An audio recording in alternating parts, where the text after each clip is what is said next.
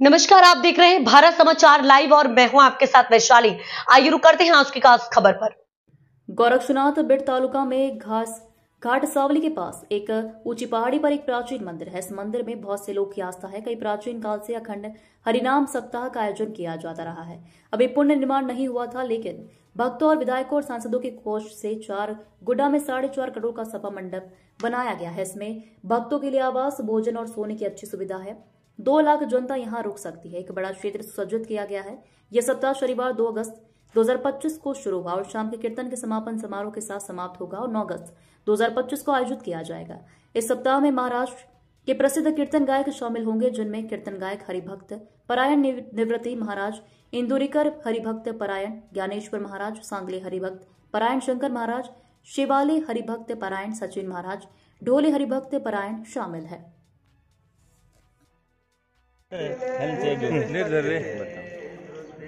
तुम्ही काय करा, साईडला म्हणजे सगळे दिसतील आपले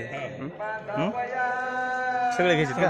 दोघं बोलतो ना तू सर का गोरक्षनाथ दादा जरा अलीकडे ना आपण आलेलो आहोत। या ठिकाणी सगळ्याच घेतो पनीर पोलीस स्टेशनचे पोलीस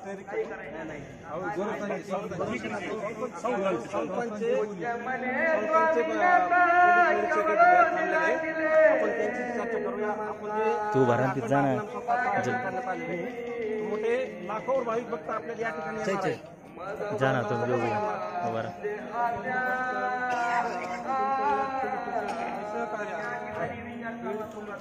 सहकार्य आणि आमच्या संस्थांची काही पोलीस मंडळी आहे। बरं, आपलं नाव काय? अजिनाथ बाबूराव भिडवे। तर आपण किती दिवस इथं किती दिवस थांबणार आहात, म्हणजे किती दिवस बंदोबस्त करणार आहात आपण? संपूर्ण सप्ताह होईल संपूर्ण। तर आणखी तुमच्या व्यतिरिक्त काही शासनाचे पोलीस वगैरे आहेत? दररोज जेवणाची व्यवस्था कशी आहे? वारकरी संप्रदायामध्ये आता दररोज हजारो लाखो भाविक भक्त येणार आहेत, तर त्यांची जेवणाची व्यवस्था कशी आहे? जेवणाची व्यवस्था बाबांनी सर्वांसाठी करून ठेवलेली आहे। बाबांनी सकाळी आलं तरी उपाशी कोणी जाणार नाही। कार्यक्रम किती तास चालतोय, म्हणजे सकाळपासून संध्याकाळपर्यंत किती तास चालतो? सकाळी 24 घंटे का कार्यक्रम चालू आहे। बरं, त्यांची राहण्याची जेवणाची भाविक भक्ताची सोय कशी? संपूर्ण सोय, राहण्याची सोय, जेवणाची सोय पूर्ण। बरं, या ठिकाणी रात्रीच्याला काही समजा काही अडचण आली, एखादी भाविक भक्त आजारी पडला, तर त्यांची सोय कशी केलेली? ॲम्ब्युलन्स सुविधा वगैरे आहे? आता एवढं भाविक भक्त येणार म्हटलं, कोणीतरी आता वृद्ध वगैरे आलेले असतात, आपल्या माता भगिनी वगैरे सगळे आल्यात, मग ते आजारी पडला तर त्यांची व्यवस्था कशी होते? शिबिर असते। बरं, आपल्या समोर आणखी कोण आहेत समोर आता इथं जी तुम्हाला सहकार्य करणे कोण आहे? संस्थांचे काय नाव सांगतो? 22 जण त्यांचे। वैजनाथ गाडे। आपण भाविक भक्तासाठी काय सेवा देऊ शकता? काय नेमकं काय मदत करू शकता त्यांना? अरे मलाच लागतो त्यांना, म्हणजे समजा मार्ग चांगला दाखवणार। ठीक आहे, आपण ह्या अखंडहार सप्ताहानिमित्त आपण गोरक्षनाथ टेकडी या माहोलमध्ये आलेलो आहोत। या ठिकाणी संपूर्ण टीम कार्यरत आहे, चांगल्या प्रकारे सेवा देत आहेत। माहिती दिल्याबद्दल धन्यवाद, नमस्कार। Express news Bharat, Dehradun, Delhi. Maharaj sir Maharaj खूप चांगलं सुंदर बोल हे इथं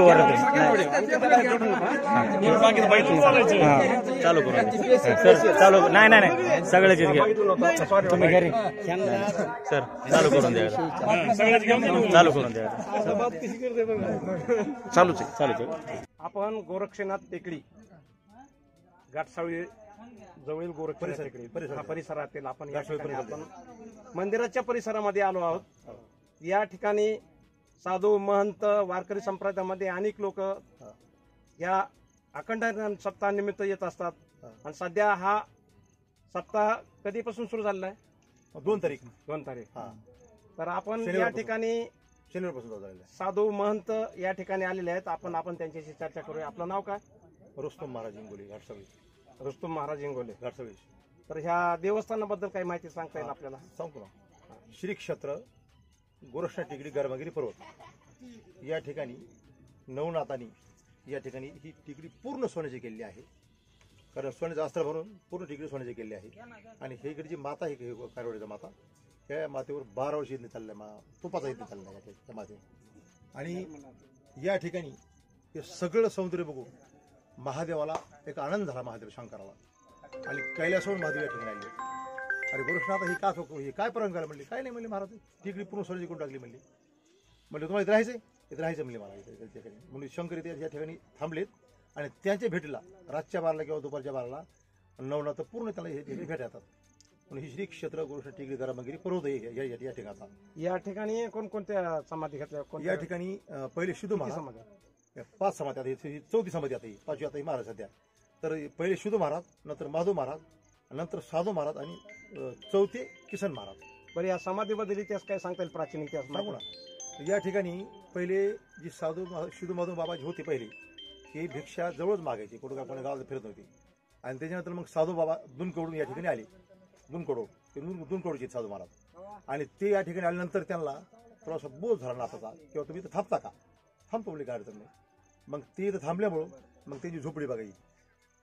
ही झोपडी हा, तर त्याला तो रातच्या 12ला खाली टाकायचा. रातच्या 12ला तो त्याला खाली टाकायचा. तिथं ते म्हणजे गोरक्षनाथ तुम्हाला खालीच का, मी अजून वर येईन. बरं, किसन बाबा आपल्या देवस्थानचे मठाधिपती, त्यांचा इतिहास बरेचसे लोक सांगतात. त्यांचाही बरोबर आहे. तर एक मुलाचा मृत्यू झाला होता. हा, आपण गोरक्षनाथ टेकडी या ठिकाणी अखंड हरिनाम सप्ताह चालू आहे. या ठिकाणी आपण आलेलो आहोत. या ठिकाणी भावी भक्त मोठ्या प्रमाणात संख्या दररोजचे दिवस दररोज वाढत आहे.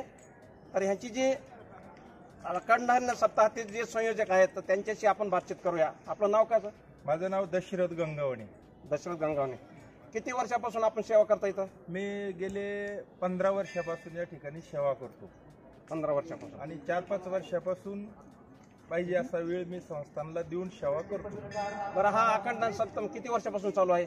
खरं म्हणजे हा अखंड हरिनाम सप्ताह हरिभक्तपरायण वैकुंठवासी किसन बाबा 1998 साली 8/8/98 साली बाबांचं निधन झालं. आणि बाबांचं निधन झाल्यानंतर पंचकृषीतील सर्व भाविभक्त आणि त्यानंतरचे मठाधिपती हरिभक्तपरायण शांती ब्रह्मनवनाथ बाबा महाराज यांनी बाबांची पुण्यतिथी करावा. सर्व भाविभक्तांनी सगळ्यांनी विचार केल्यानंतर गेले 27 वर्षापासून हा उपक्रम या ठिकाणी चालू होतो. छोटा कार्यक्रम होत होता. पहिला जो कार्यक्रम होता तो वर झाला काही दिवस. त्याच्यानंतर हा कार्यक्रम तेव्हा ह्या ठिकाणी काहीच नव्हतं. नंतर एक छोटा मंडप झाला. भक्तांचा ओघ मोठा झाला.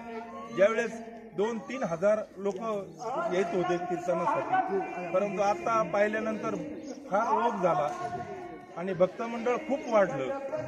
बाबांनी या पंचकृषीतल्या भक्तांना सगळ्यांना जोडणा केली. भक्तांचा ओघ झाल्यानंतर या ठिकाणी पावसाळ्यामध्ये हा कार्यक्रम अखंड हरिनाम सप्ताह असतो. मग भक्तांची गैरसोय व्हायला लागली.